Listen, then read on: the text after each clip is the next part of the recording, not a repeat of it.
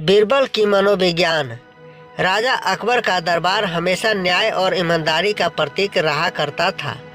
हर दिन देश विदेश से लोग अपने मसले लेकर यहाँ आते थे और राजा अकबर हमेशा सभी की सुनते थे। लेकिन एक दिन कुछ ऐसा हुआ जो पूरे दरबार को हिलाकर रख दिया। राजा अकबर के राजमहल से बहुमूल्य गहनों और सिक्कों की चोरी हो गई। यह घटना दरबार के सभी लोगों के लिए आश्चर्यजनक थी। सिपाही चारों ओर तैनात थे, फिर भी चोरी हो जाना चौंकाने वाला था। राजा अकबर का कोष हर दिन कड़ी निगरानी में रहा करता था, लेकिन उस दिन दरबार से कुछ बहुमूल्य रत्न गायब हो गए। चोरी के समय 5 सिपाही पहरे पर थे और उन पर ही शक की सुई आकर ठहर गई। अकबर को जब इस घटना का पता चला तो उन्होंने तुरंत उन 5 सिपाहियों को दरबार में बुलाया। उनके चेहरे पर क्रोध और चिंता साफ झलक रही थी। यह चोरी किसने की? राजा अकबर ने सख्त आवाज में पूछा। 5 सिपाही एक स्वर में बोले, जहाँपना, हम में से किसी ने चोरी नहीं की। हम तो पूरी ईमानदारी से अपना कार्य कर रहे थे। राजा अकबर ने उनकी बात सुन ली, लेकिन उनके मन में संदेह बरकरार था। वे जानते थे कि चोरी करने वाला कोई न कोई इन 5 में से ही था, क्योंकि चोरी उसी समय हुई जब ये सिपाही पहरे पर थे। राजा अकबर को सिपाहियों की सफाई पर यकीन नहीं हुआ। अकबर ने तय किया कि असली चोर का पता लगाने तक 5 सिपाहियों पर नज़र रखी जाए।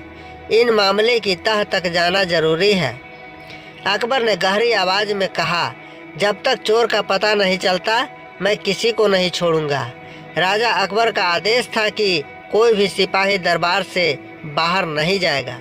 5 सिपाही परेशान और बेचैन थे। वे एक दूसरे को देख रहे थे, लेकिन किसी के चेहरे से कुछ साफ नहीं हो रहा था। जब दरबार में यह सब हो रहा था, तभी बीरबल दरबार में आए। बीरबल राजा अकबर के सबसे चतुर और विश्वस्त सलाहकार थे। उनकी बुद्धि और चतुराई के खिस्से दूर दूर तक फैले थे। बीरबल ने राजा अकबर की चिंता देखी और उनकी मदद करने का फैसला किया। जहाँपना, आप परेशान न हो, मैं एक रात के भीतर असली चोर का पता लगा सकता हूँ, बीरबल ने आत्मविश्वास से कहा। राजा अकबर ने तुरंत बीरबल की बात पर ध्यान दिया। कैसे?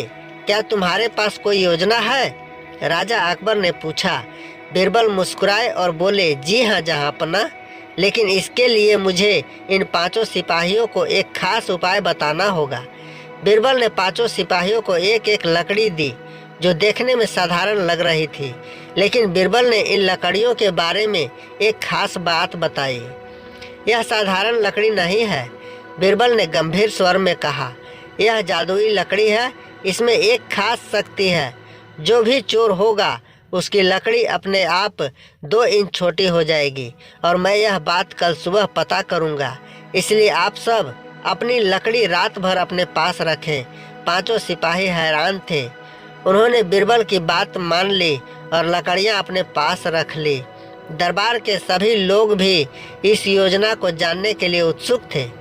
बीरबल ने अपनी योजना के बारे में किसी को और कुछ नहीं बताया और सभी इंतजार करने लगे कि सुबह क्या होगा। रात भर सिपाहियों के दिलों में बेचैनी और शक को लहरें उठती रही। 5 ने अपनी अपनी लकड़ियां अपने पास रख ली, लेकिन उनके मन में सवाल उठ रहे थे। उनमें से कोई चोर नहीं था, तो क्या सच में जादुई लकड़ी छोटी हो जाएगी, या फिर यह सब सिर्फ बीरबल की चाल थी? एक सिपाही, जिसका नाम मुकेश था, काफ़ी चिंतित दिख रहा था। वह बार बार अपनी लकड़ी को देख रहा था। उसकी आंखों में डर और चिंता साफ झलक रही थी। बाकी सिपाही भी उसकी चिंता को देख रहे थे, लेकिन वे समझ नहीं पा रहे थे कि मुकेश क्यों इतना बेचैन है। रात काफ़ी लंबी थी और धीरे धीरे सभी सिपाही सोने की कोशिश कर रहे थे, लेकिन उनके मन में बीरबल की जादुई लकड़ी की बात घूम रही थी। सुबह का सूरज दरबार में उम्मीद और रहस्य लेकर आया। राजा अकबर और बीरबल ने 5 सिपाहियों को फिर से बुलाया। हर सिपाही अपनी लकड़ी लेकर हाजिर हुआ। बीरबल ने सिपाहियों से कहा, अपनी अपनी लकड़ियां मुझे दो, ताकि मैं देख सकूं कि किसकी लकड़ी छोटी हुई है। सभी सिपाहियों ने लकड़ियाँ बीरबल को दी। बीरबल ने गौर से लकड़ियों को देखा और एक लकड़ी को देखकर मुस्कुरा दिए। जहाँपना असली चोर का पता चल गया है, बीरबल ने शांत स्वर में कहा। राजा अकबर ने उत्सुकता से पूछा, कौन है वह? बीरबल ने मुकेश की लकड़ी को दिखाते हुए कहा, यह रही चोर की लकड़ी।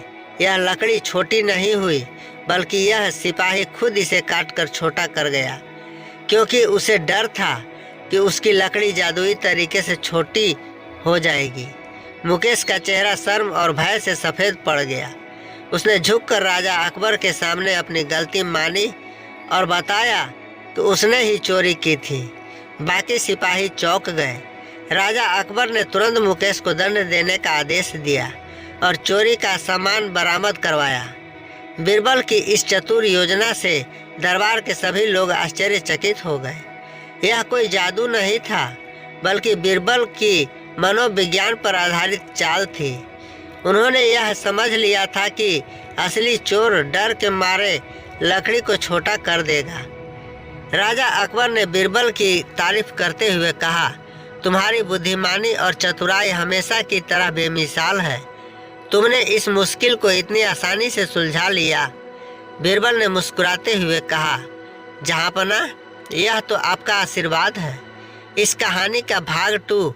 अब चोरी की सज़ा तय हो चुकी थी, लेकिन मुकेश के इस अपराध के पीछे क्या कोई और कारण था? क्या वह खुद इस चोरी का मास्टरमाइंड था या फिर किसी और ने उसे मजबूर किया? यह एक ऐसा सवाल था जिसका जवाब अभी बाकी था। अकबर और बीरबल ने तय किया कि इस मामले की जड़ तक पहुंचना जरूरी है। मुकेश के पीछे कौन था और क्या राजमहल में कोई और षड्यंत्र चल रहा था? जानने के लिए कहानी के भाग 2 देखना ना भूलें। दोस्तों, हम आपके लिए इस तरह की मज़ेदार और मनोरंजन से भरपूर कहानियाँ लाते रहेंगे। आप इसी तरह से अपना प्यार और सपोर्ट बनाए रखें। धन्यवाद।